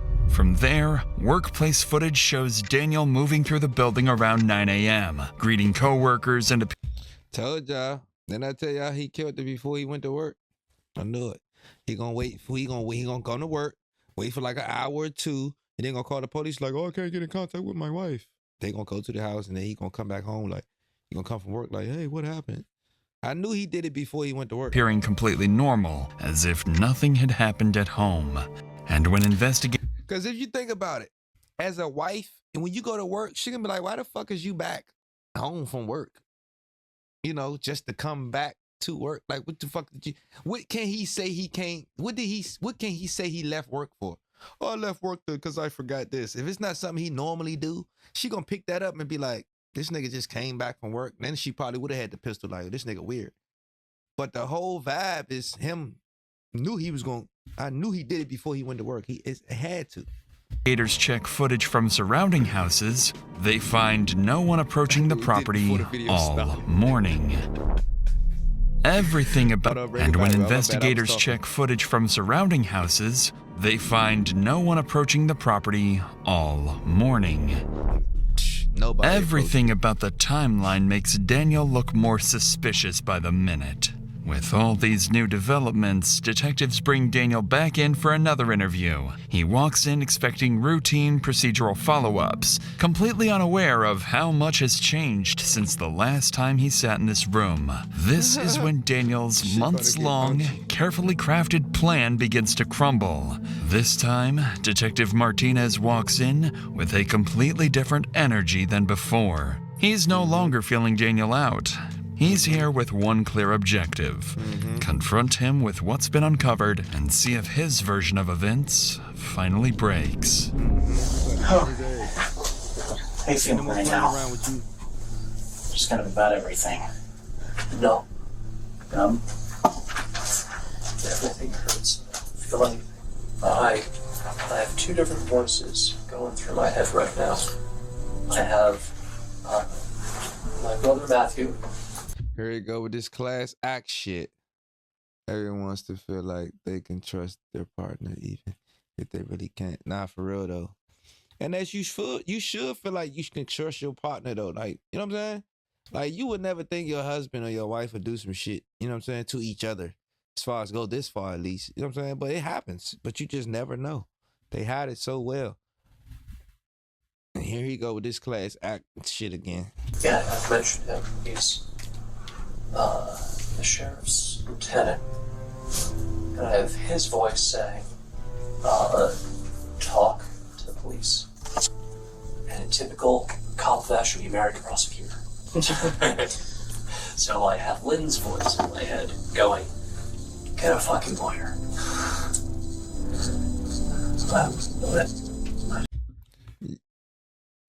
Why you need a lawyer? You did nothing. What do you need a lawyer for, right?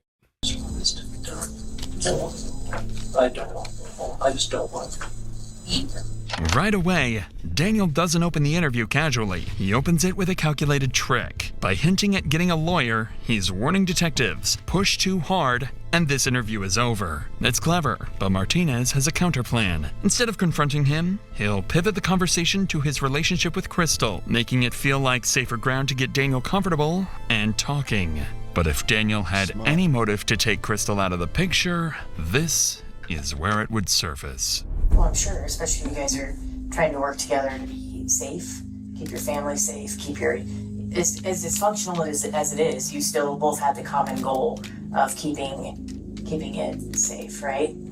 I had her as a partner to protect the family, but it didn't feel like a partner who valued me. And I told her at that point, I told her I didn't want to die for someone who didn't care about me anymore. That's really hard. I was hurting when I said that. And what I wanted was her to say she cared about me. She didn't.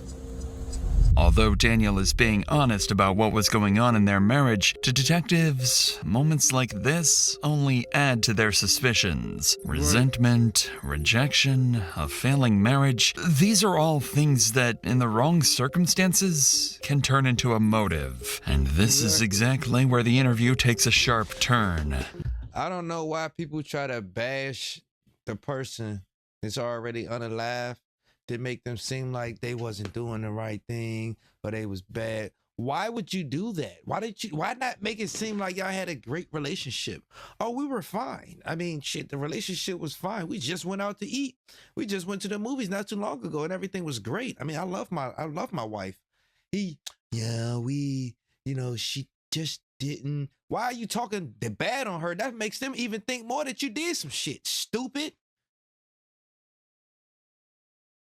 Resentment, rejection, failing marriage. All that shit adds up to you doing some stupid shit. I would have said the marriage is amazing. I'm the protector. I feel terrible that she's not here because I'm supposed to be the one that was here to protect her. You know what I'm saying? I love my wife. She treated me very well, very respectful. We loved each other. We slept. We did. Like, bro, make up a lying-ass story to seem like y'all was like, yay. To make it seem like you ain't had no reason to really kill her. You fucking idiot. You making it. You telling them everything to make it seem like you wanted to offer. Like, come on, bro. You're trying to manipulate and use reverse psychology, but you reversing it back on your muffs. Like, come on, Holmes. What Daniel doesn't know yet is that since his last interview, detectives received something they kept secret for this exact moment. One of the tech companies finally responded to their urgent warrants and provided some of the digital data they needed. And as it turns out, the emails the stalker had been sending, the messages that terrorized Crystal for weeks, were coming from somewhere much closer to home. One of the things that we really started looking into today in an effort to find Anthony is the Gmail. So some of that information that we've been able to receive today is a little bit concerning, I guess. The Gmail account, the Kickman account that you guys initially received with the photo of you in it, and the phone number, those originated through their IP addresses at your office. Doesn't make any sense. Well, he took the photo of me at my office. But both of those accounts originated from IP addresses that list back to your office.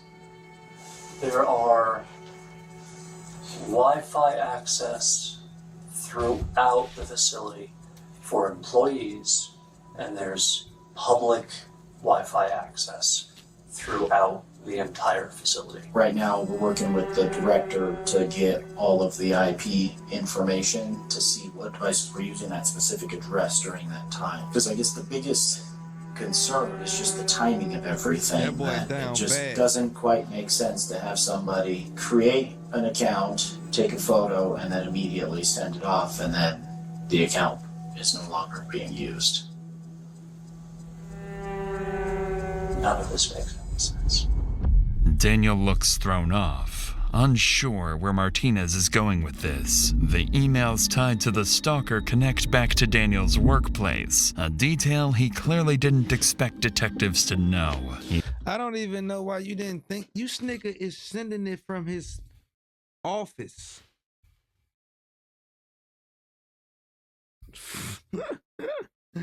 This nigga sending it from his office. Idiot. He seems nervous, but still cooperative. So detectives decide it's time to push further, because they have something else they withheld from Daniel until now. During the investigation into Anthony's alibi, they hitting him with all the punches now. They ain't playing with this boy. They like, we got your ass. We about to just lay it all out on you, nigga. None of this makes sense. That's not a good comeback, bro. It's not a good comeback. I would have named my office. Well, I ain't gonna tell y'all what I would have said because I'm keep telling y'all how I would have did it. But yeah, idiot. complete. Officers in Utah forwarded something small but important. A time-stamped shopping receipt placing Anthony in Utah that morning, miles away from Colorado at the time Crystal was killed. Martinez and his partner decide it's the perfect time to see how Daniel reacts when they push him directly and force him to confront the... We been knew Anthony ain't do it. Of course that nigga was in Utah when it happened. He don't even know what the fuck going on. possibility that he might be the stalker. Also, let's add on top of that the fact that there's, as far as we know right now, there's no physical way that Kickman could have been involved in this based on where he's at right now. So, you know, the mystery continues, and I'd ask the husband. Things are certainly pointing in one direction right now. well, and you've given us reason. Here's the other thing, Daniel, is I sympathize with the fact that you're in an extremely frustrating situation. I know you want to be a part of your kids' lives, but you can also sense that's why we're asking all these questions about infidelity and everything else. Is there some other mystery man that we don't know about? I Me. have been faithful. Period. You know Anthony has reached out to her in the past, number of times. Very open. Right. The last time was 2016-ish. He had asked her at one point if she wanted to have sex. If there's any bit of question about infidelity, whether it's with Anthony or anybody else, we might create an account to see if Christine's actually interested in Anthony. So we ask her, push the bounds a little bit, and see if that will confirm our suspicions of infidelity. You don't get the response and the openness you once did for about 28 days, from October 2nd to October 31st. So you amp it up a little bit, send a photo of yourself to her, and an account you created. I get the narrative you're putting together, but it alleges that I would do this to my child. But I think ultimately what happened today would bring you the closest to your children that you've probably ever been in your mind. I'm very close to my children. You're afraid to lose time with them if you get the divorce. Clearly, detectives managed to perfectly articulate Daniel's reality, one he may not have even fully admitted to himself. He is a man so terrified of losing his children, so desperate to stay in control of his family, that he would do anything if he felt it slipping away, even if it meant murder. The detective's brutal honesty leaves Daniel speechless. He doesn't argue or deny it. He just sits there in quiet resignation, wearing the look of someone who's realizing everyone can see straight through his lies. Realizing, fuck. Hey, everybody in the chat, everybody say caught in the chat, man. He can't do it. Look at him. He looked like a sad puppy. If you were watching these facts unfold in front of you in a movie, Resignation, wearing the look of someone who's realizing everyone can see straight through his lies. if you were watching these facts unfold in front of you in a movie, what would you say happened? There has to be someone else. That was able to turn off the cameras, that was able to use your IP address from your work to create accounts, to send messages and photos, to act as a stalking suspect. I don't know, I'm not the one who does this. I'm analytical at work, and I read and write fiction at home. I don't do crime drama. I don't know what any of this is. Kickman is 6.5 hour drive. And then in fact, he was contacted in his house, severely intoxicated. There's no way he could have made that drive. All this time that we've been looking for him, for the protection order, and you just found him today, like that. They've been chasing the wrong dog. It sounds like you're accusing me. We have a lot of information that points your direction, and we were hoping that you could provide explanation other than it wasn't me. I don't have a narrative or a story that I can offer you, because I thought we were on the same side. What would you think? Bro said, I thought we on the same side. Boy, they are never on your side until they know for a fact what's going on. They might be nice to you at the beginning because they don't know shit. But nigga, you caught like a mother fish. You hear me? Caught like a fish. That's facts, bro. No.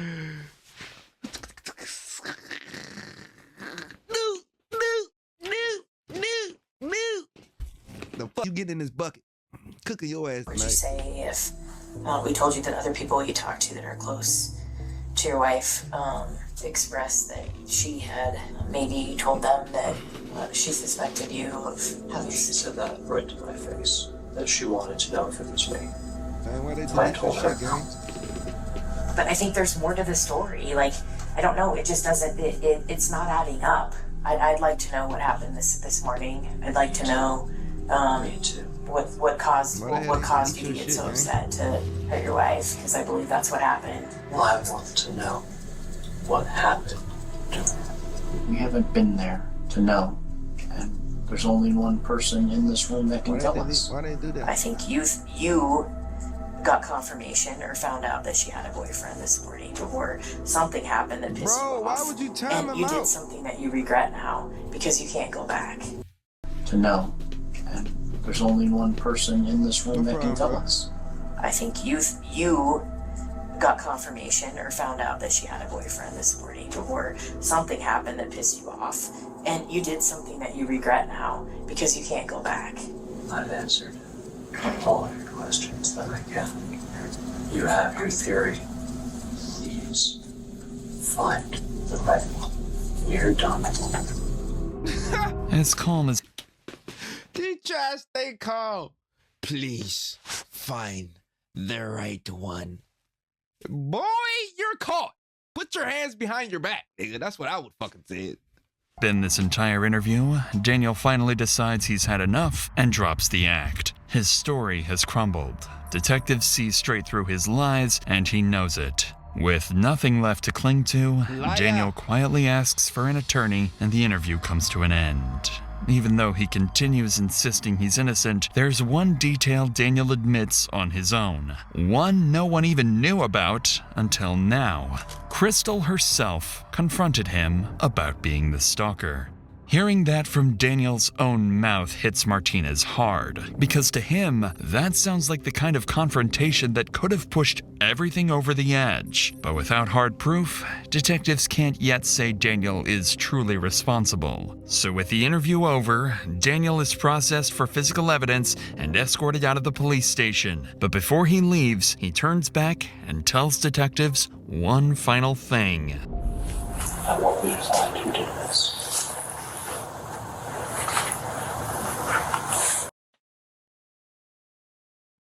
He's still over here bullshitting. He think he's free. I want to find who did this. Bro, you're not free. Because I don't. You don't believe that? Fine. Just don't stop looking elsewhere. Focus on me. Okay? Find the fucker who did this. Are you married? With kids? Divorced? Red line yet? I don't care if you capture him. I just want the fucker to pay. He took my children's mother for Christmas. Over the next 2 days, What the fuck's wrong with this nigga? Is he still... It becomes the department's top priority. Every available officer is working on it, and this is when the investigation finally begins to break wide open.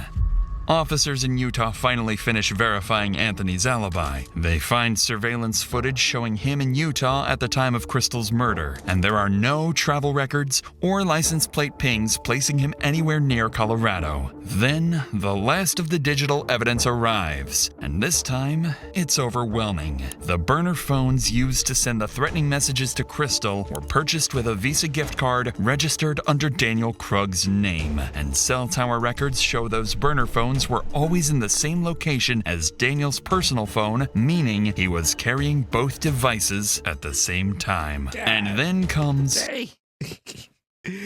God damn, they cut that man up, boy. They put all this together. Try to tell you, they got too many brains, bro. I said this at the beginning of the fucking video. You got one brain compared to 100 brains. Idiot. He got the phones on him. He got the phone still. Idiot. He don't purchase the phones in his name.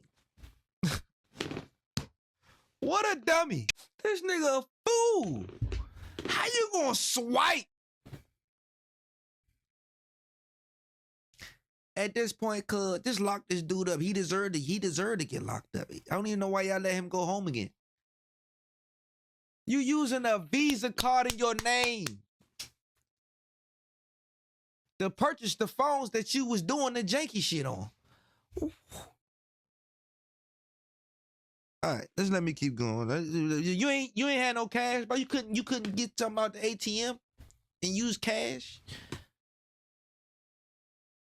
Cell tower records show those burner phones were always in the same location as Daniel's personal phone, meaning he was carrying both devices at the same time. And then comes the final blow. Detectives uncovered Daniel's Google searches from the night before the murder. How hard would you have to...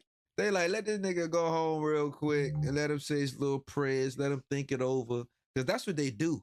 They blitz you like that in the room, and then they let you go home. So your ass in that motherfucker house like this. You tweaking, because you already know, like, they just like got me killed. And then you know you can't leave the country, leave the state or none of that, because they like, what you leave for? Like, what you scared? So he can't really move. He just got to stay right there where he at, and then he just got to go in whenever they call him in. It's a mind game. They letting that shit sizzle in his head. They breaking him down. To hit someone in the head to make them unconscious. When is a head injury a cause for concern? Piece by piece, the picture comes together. There's no Anthony. There's no mysterious stalker. It's always been just Daniel. Detectives now understand Google searches from the phone, meaning he was carrying both devices at the same time. And then comes the final blow. Detectives uncovered Daniel's Google searches from the night before the murder. How hard would you have to hit someone in the head to make them unconscious? What the f... And then you Google. Everybody knows in the murder, they be looking up Google shit. Why do you go to Google and look up how to commit anything or how to cover up anything or cover up traces? Google is going to save that shit and they can see your recent.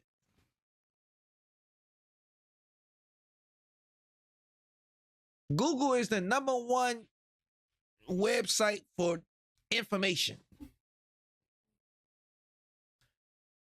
They know as detectives to go, let's go on Google to see if he was trying to, come on, bruh. How hard you got to hit somebody in the head for them to be unconscious? Nigga, just hit them hard as fuck. What you mean, how hard? What kind of stupid question is that? Nigga, hit them hard. Like, hard. Harder than you think you got to hit them and make them. Why you got to look that up on Google? Idiot. Once again. When is a head injury a cause for concern?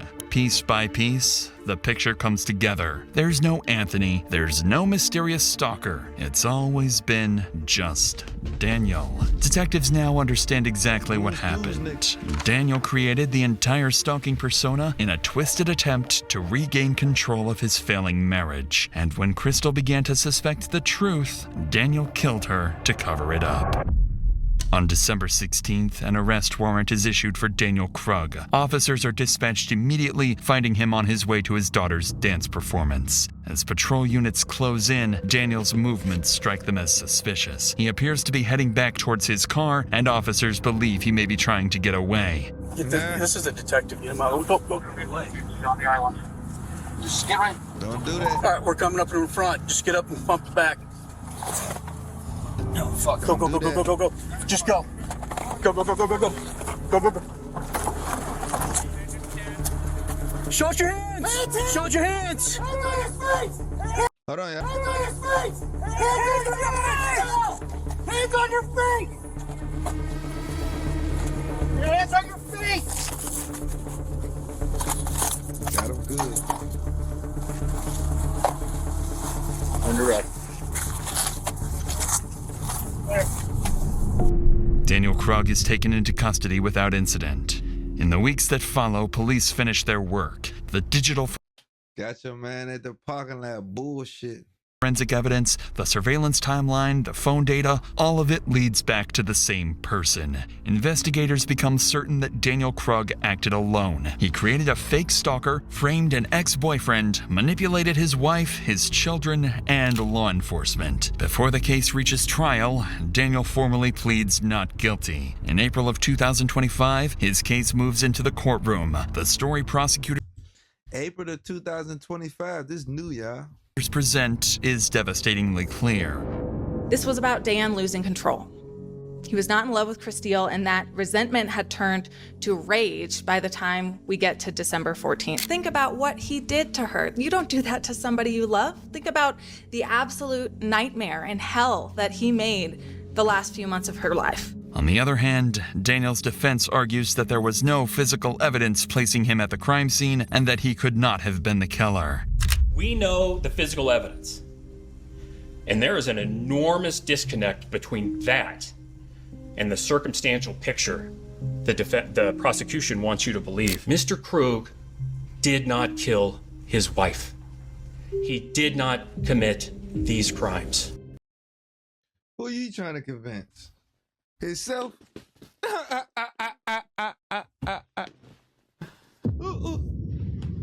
the hell he trying to convince? Himself?